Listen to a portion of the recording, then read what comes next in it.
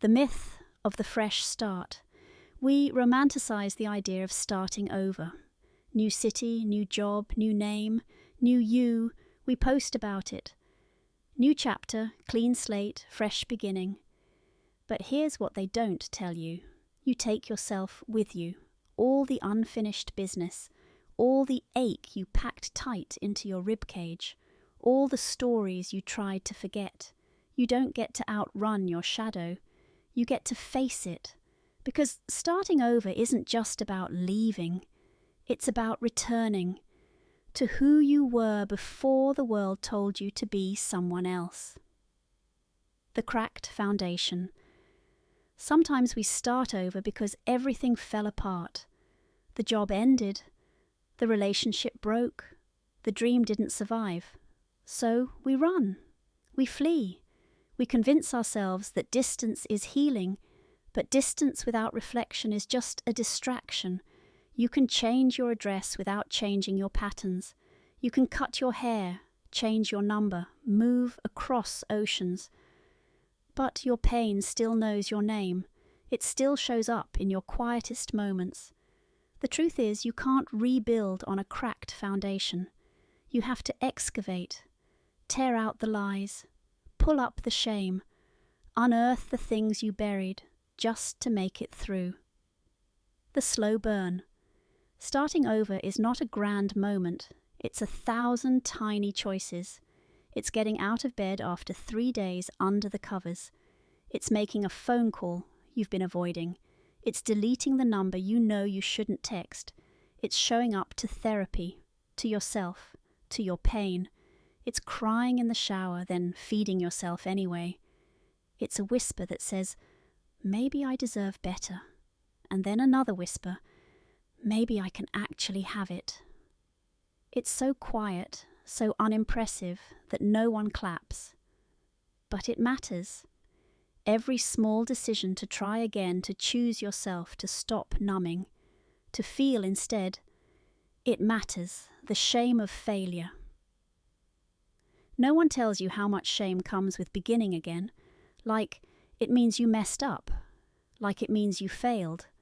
But what if it means you finally told the truth? What if it means you stopped pretending? What if starting over is proof that you listened to the quiet scream inside that said, this isn't right? There is no shame in choosing to leave what was never meant for you. There is no shame in outgrowing your old self. There is courage in letting go. There is strength in saying, I want more than survival. You don't owe anyone consistency if consistency is killing you. The unglamorous middle. Here's what no one posts. The middle. The awkward in-between where you're not who you used to be but not quite who you're becoming.